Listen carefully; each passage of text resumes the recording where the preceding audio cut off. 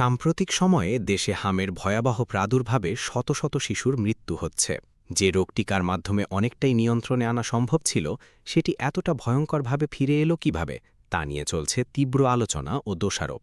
কেউ কেউ সাবেক অন্তর্বর্তী সরকারকে দায়ী করছেন, অন্যরা বলছেন স্বাস্থ্য খাতের সমন্বয়হীনতার কারণেই পরিস্থিতি নিয়ন্ত্রণের বাইরে চলে যাচ্ছে।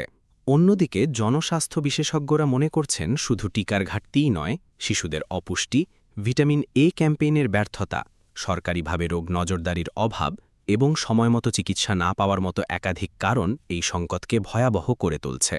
হাম রোগটি আসলে কি? সাম্প্রতিক সময়ে এত শিশু হামে মারা যাচ্ছে কেন এবং হামের টিকা সংকটের কারণ কি, সে সম্পর্কে আলোচনা করা হবে মোর্শেদ স্টোরি ওয়াজ এই পর্বে। হাম মূলত মিজলস নামের এক ধরনের অতি সংক্রামক ভাইরাসজনিত রোগ। হাম হলে উচ্চমাত্রার জ্বর, কাশি, নাক দিয়ে পানি পড়া এবং চোখ রক্তবর্ণ হয়ে যায়। জ্বরের 4 দিনের মাথায় মুখ থেকে শুরু করে সারা শরীরে লালচে ফুসকুড়ি দেখা দেয়। হাম খুবই ছোঁয়াচে একটি রোগ। হাঁচি কাশির মাধ্যমে মুহূর্তেই হামের ভাইরাস আক্রান্ত শিশুর কাছ থেকে আশেপাশে থাকা অন্যদেরকেও আক্রান্ত করতে পারে, ফলে এটি দ্রুতই এলাকা জুড়ে ছড়িয়ে পড়তে পারে। হামের জন্য দায়ী সাম্প্রতিক সময়ে দেশে হামের ভয়াবহ প্রাদুর্ভাবে শত শত শিশুর মৃত্যু হচ্ছে।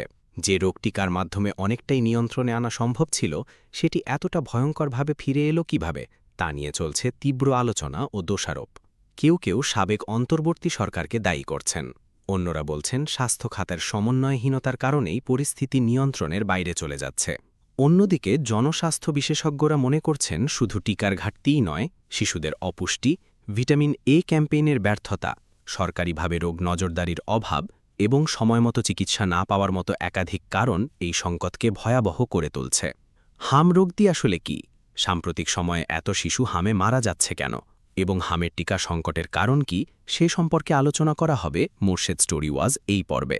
হাম মূলত মিজলস নামের এক ধরনের অতি সংক্রামক ভাইরাসজনিত রোগ। হাম হলে উচ্চমাত্রার জ্বর, কাশি, নাক দিয়ে পানি পড়া এবং চোখ রক্তবর্ণ হয়ে যায়। জ্বরের 4 দিনের মাথায় মুখ থেকে শুরু করে সারা শরীরে লালচে ফুসকুড়ি দেখা দেয়। হাম খুবই ছোঁয়াচে একটি রোগ। হাঁচি কাশির মাধ্যমে মুহূর্তেই হামের ভাইরাস আক্রান্ত শিশুর কাছ থেকে আশেপাশে থাকা অন্যদেরকেও আক্রান্ত করতে পারে, ফলে এটি দ্রুতই এলাকা জুড়ে ছড়িয়ে পড়তে পারে। হামের জন্য দায়ী মিজলস ভাইরাসটি শ্বাসনালী দিয়ে শরীরে প্রবেশ করে শিশুর রোগ প্রতিরোধ ক্ষমতা সাময়িকভাবে নষ্ট করে দেয়। সে কারণে হামে আক্রান্ত শিশু অন্যান্য ব্যাকটেরিয়া এবং জীবাণু দ্বারাও সহজেই আক্রান্ত হয়। হামের জটিলতা হিসেবে পরবর্তী সময়ে প্রায়ই নিউমোনিয়া বা মারাত্মক ডায়রিয়া হতে পারে। এছাড়া আক্রান্ত শিশুর শরীরে ভিটামিন এর মজুদ মারাত্মকভাবে কমে যায়, তাই শিশুর চোখের পানি কমে যায় বা চোখ শুকিয়ে যায়, যার ফলে রাতকানা রোগ থেকে শুরু করে অন্ধত্ব পর্যন্ত হতে পারে। এছাড়া হামে আক্রান্ত অনেক শিশুর কান পাকা, মুখে ঘা, মারাত্মক অপুষ্টি, মস্তিষ্কের প্রদাহ সহ আরও অনেক রকম জটিলতা দেখা দিতে পারে। বাংলাদেশের টিকাদান কর্মসূচিতে 5 বছরের কম বয়সী শিশুদের 2 বার মিজলস রুবেলা বা এমআর টিকা দেওয়া হয়, একবার 9 মাস বয়সে আর দ্বিতীয়টি 15 মাস বয়সে। তবে সাম্প্রতিক সময়ে হামে আক্রান্ত শিশুদের অধিকাংশের বয়স 9 মাসের কম, তাই এই শিশুরা আগে কখনো টিকা পায়নি, এমনকি তারা টিকা পাওয়ার বয়সেও পৌঁছায়নি।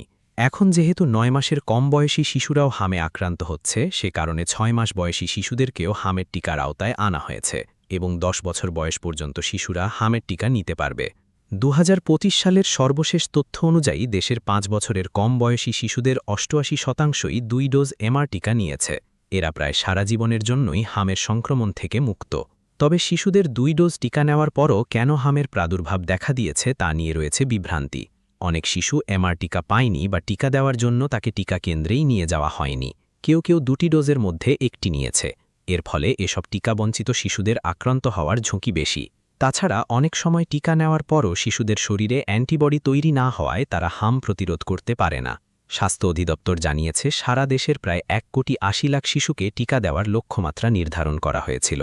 চলমান টিকা কর্মসূচির আওতায় এখনও পর্যন্ত সারা দেশে প্রায় 1,72,59,000 শিশুকে হাম রুবেলার টিকা দেওয়া হয়েছে, যার মাধ্যমে টিকাদান কর্মসূচি লক্ষ্যমাত্রার 96% পূরণ হয়েছে। বাংলাদেশ সরকারি চুক্তির আওতায় ইউনিসেফের কাছ থেকে টিকা কেনে, কিন্তু 2025 সালে অন্তর্বর্তী সরকার 50% টিকা উন্মুক্ত দরপত্র পদ্ধতিতে কেনার সিদ্ধান্ত নেয়। পদ্ধতিটি ভালো, কিন্তু এটি বাস্তবায়ন করাটা একটি দীর্ঘমেয়াদী প্রক্রিয়া। তাই ইউনিসেফ সতর্ক করে বলেছিল, এভাবে টিকা কিনতে সর্বোচ্চ 12 মাস পর্যন্ত সময় লাগতে পারে। কিন্তু তারপরও ইউনিসেফ সরকার উন্মুক্ত দরপত্র পদ্ধতিতেই আগানোর সিদ্ধান্ত নেয়। তবে শেষ পর্যন্ত অর্থ বিভাগ ইউনিসেফের কাছ থেকে টিকা না কেনার সিদ্ধান্তে আপত্তি জানায় এবং টিকা কেনার অর্থ বরাদ্দ আটকে দেয়। ফলে টিকা সংগ্রহ করার প্রক্রিয়ায় অনেক দেরি হয়ে যায়, কিন্তু এর মাঝে টিকা কেনারও কোনো ব্যবস্থা হয়নি। জাতীয় টিকাদান পরামর্শ কমিটি ১.৫ বছর আগে অন্তর্বর্তী সরকারকে সতর্ক করেছিল যে শিশুদের টিকা না দিলে হামের প্রাদুর্ভাব বাড়তে পারে। ইউনিসেফও একাধিকবার অন্তর্বর্তী সরকারের উচ্চ পর্যায়ের নেতৃত্বের সঙ্গে বৈঠক করেছে এবং প্রতিটি বৈঠকের পর আনুষ্ঠানিক চিঠির মাধ্যমে টিকার সম্ভাব্য ঘাটতি, রোগের প্রাদুর্ভাব, জটিলতা বৃদ্ধি এবং মৃত্যুহারের ঝুঁকি নিয়ে সতর্কও করেছে। কিন্তু ইউনিসেফ সরকার টিকা ক্রয়ের পদ্ধতিতে স্বচ্ছতা চায় আনতে গিয়ে শিশু স্বাস্থ্যের মতো জরুরি বিষয়ে যথেষ্ট পূর্বপ্রস্তুতি নেয়নি। তবে বাংলাদেশ ইপিআইয়ের একজন কর্মকর্তা জানান, অন্যান্য টিকার বিভিন্ন সময়ে ঘাটতি থাকলেও হামের এমআর টিকার কখনো ঘাটতি হয়নি। প্রতি ৩ মাস পর পর চাহিদা অনুযায়ী বিভিন্ন জেলায় টিকা সরবরাহ করা হতো। অনেক জেলায় আগে থেকেই টিকা থাকার কারণে তারা গত ৩ মাসে নতুন করে টিকাও চায়নি। এমনকি বর্তমানে চলমান ক্যাম্পেইনের টিকাও গত বছরের সেপ্টেম্বরে ইপিআইয়ের কেন্দ্রীয় গোদামে এসে পৌঁছেছিল। তাই শিশুদের টিকাদানে ঘাটতির পেছনে টিকার সংকট নয়, বরং অন্য কিছু গুরুত্বপূর্ণ কারণ ছিল। টিকা আসার পরপরই একাধিকবার ক্যাম্পেইনের উদ্যোগ নেওয়া হলেও বিভিন্ন কারণে তা আলোর মুখ দেখেনি। এই সময়ে আগে থেকেই টাইফয়েডের টিকার ক্যাম্পেইন ছিল। তাছাড়া স্বাস্থ্য সহকারীরা ডিসেম্বর মাস জুড়ে আন্দোলন করেছে এবং এরপর জাতীয় নির্বাচনের কারণে ক্যাম্পেইনের তারিখ বারবার পিছিয়ে গেছে। সব মিলিয়ে চলতি বছরের মার্চের শেষ দিকে পরিস্থিতির ব্যাপক অবনতি ঘটে। ফলে ২০২৬ সালের জুন মাসে হামের টিকার ক্যাম্পেইন হওয়ার কথা থাকলেও গত ৫ এপ্রিল থেকে অতি দ্রুত হাম রুবেলার টিকার ক্যাম্পেইন শুরু করা হয়েছে। ইতোমধ্যে ৯০ লাখ ডোজ হামের টিকা সংগ্রহ করা হয়েছে এবং হামসহ অন্যান্য প্রয়োজনীয় টিকা কেনার জন্য নতুন করে ৬০০ কোটি টাকা বরাদ্দ করা হয়েছে। বিএনপি সরকার ক্ষমতায় আসার পর অন্তর্বর্তী সরকারের উন্মুক্ত দরপত্র পদ্ধতি বাতিল করে আবারও পুরনো পদ্ধতিতে টিকা সংগ্রহের সিদ্ধান্ত নিয়েছে।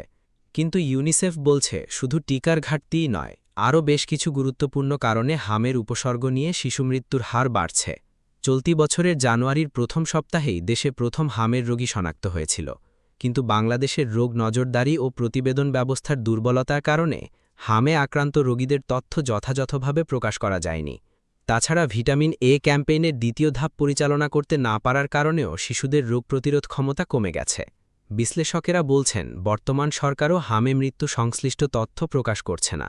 মৃত শিশুদের বয়স কত ছিল, হাম হওয়ার কতদিন পর তারা হাসপাতালে এসেছিল, কোন শিশু কোন ধরনের জটিলতা নিয়ে ভর্তি হয়েছিল, মৃত শিশুদের সবার নিউমোনিয়া ছিল কিনা, নিউমোনিয়ার সঙ্গে আর কি কি ব্যাধি ছিল, হাসপাতালে আসতে কত শিশুর বিলম্ব হয়েছে, হাসপাতালের ব্যবস্থাপনায় কোনো ত্রুটি ছিল কিনা, হাম আক্রান্ত শিশুর চিকিৎসায় কোন কোন ওষুধ ব্যবহৃত হচ্ছে।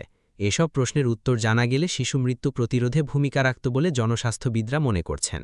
এই কাজগুলো করার দায়িত্ব হল স্বাস্থ্য অধিদপ্তরের রোগ নিয়ন্ত্রণ শাখা সিডিসির, কিন্তু সিডিসির পক্ষ থেকে জানানো হয়েছে যে তারা হাম নিয়ে এ ধরনের কোনো কাজই করছে না। হাম এবং হামের মতো উপসর্গ দেখা দিলে অভিভাবকদেরকেও সচেতন হতে হবে। কোনো শিশুর জ্বর এবং শরীরে ফুসকুড়ি দেখা দিলে তা হাম হোক বা না হোক, অবশ্যই চিকিৎসকের পরামর্শ নিতে হবে। শিশুর শরীরে ফুসকুড়ি দেখা দেওয়ার দিন থেকে অন্তত